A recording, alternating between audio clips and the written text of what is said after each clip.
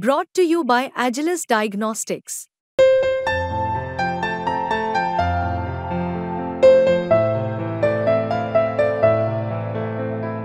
Agilus Diagnostics. भूमिका स्पष्ट घ्यायची वेळ आली नाही असं मी म्हटलं. ज्यावेळेस वेळ येईल तर निश्चित भूमिका घेऊ, लोकांना बरोबर घेऊन घेऊ, विश्वासात घेऊन घेऊ.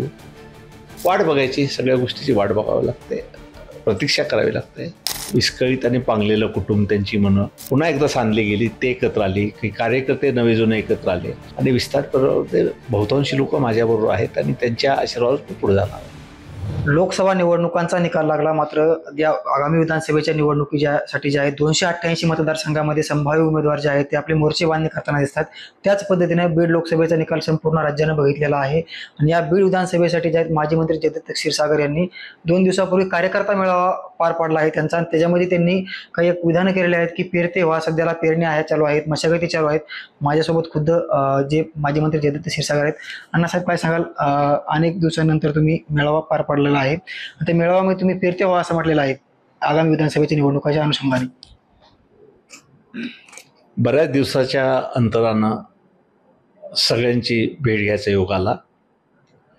एकत्रित जिल्ह्यातले सर्व कार्यकर्ते आले होते आणि एकदा लोकसभेचा धुराळा खाली बसल्यानंतर त्या पार्श्वभूमीवर पुढे नगर परिषद, जिल्हा परिषद, विधानसभा ह्या निवडणुका आहेत आणि त्यामध्ये प्रत्येक वळणावर कसोटीचे क्षण आहेत आणि त्यात आपण बरोबर राहावं. जसं पहिल्या पडत्या काळात, चांगल्या काळात बरोबर राहिलात, तसं आताही आपले आशीर्वाद ठेवावेत ही आग्रहाची विनंती मी सगळ्यांना केली आणि साधारणतः सगळ्यांचा सूर तोच होता की आता आम्ही बरोबर राहू आणि याकरता बरोबर राहू की जिल्ह्याचा विकास जो खुंटला आहे अनेक क्षेत्रामध्ये त्याला पुन्हा गतिमान करायचा असेल तर लोकांचा विश्वास आपण जो संपादन केला आहे तो अधिक दृढ आणि मजबूत याच माध्यमातून होईल असं मला वाटतं आहे. अण्णासाहेब, तुम्ही अनेक निवडणुका बघितल्या, अनेक निवडणुका गेल्या, मात्र ह्या निवडणुकीचं लोकसभेचं चित्र आपण बघितलं. 2 समाजामध्ये सध्याला जे संघर्ष आहे या संदर्भात आपली काय भूमिका असणार आहे, काय बोलावलं, एकंदरीत काय आव्हान असेल तुमचं? संघर्ष हा निवडणुकी पडता कुठं असतं तर आपण समजू शकतो, पण एकदा निवडणुका संपल्या की पुनश्च एकदा सगळं विसरून पुन्हा कामाला लागणं ही आपली प्रथा आणि परंपरा आहे लोकशाहीतली आणि ती आपण पाळली आहे.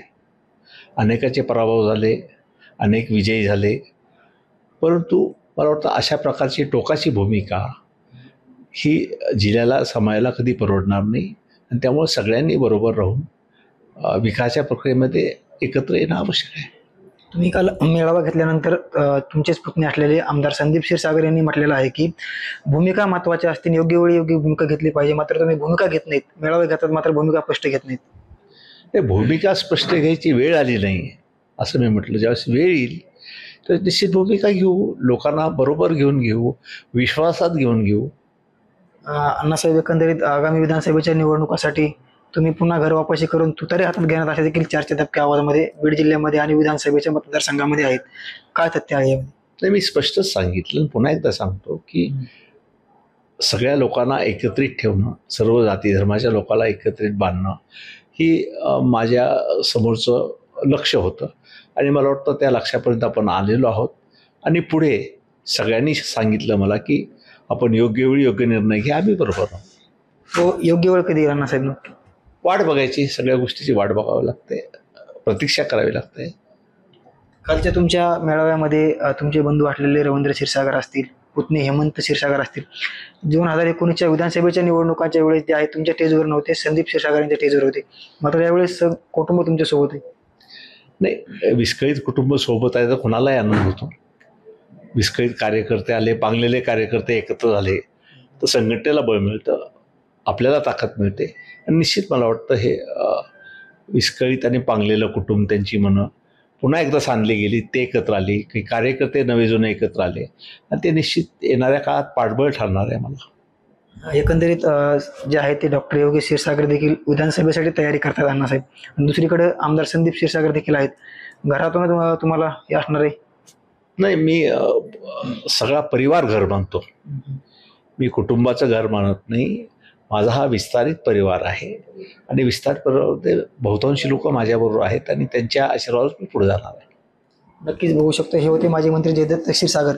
संपूर्ण जे विस्तारित परिवार आहे तो माझा परिवार आहे. एकंदरीतच आगामी विधानसभेच्या निवडणुकांसाठी जे आहे ते मोर्चे बांधण्यासाठी आणि कार्यकर्ते एकत्र आणण्यासाठी हा मेळावा घेतलेला आहे. योग्य वेळी योग्य निर्णय घ्यावा असं एकंदरीत माजी मंत्री जयदत्त क्षीरसागर यांनी सांगितलेलं आहे. कॅमेरामन ओमकार शेंबडे सोबत मी योगेश काशीद, मुंबई तक, बीड.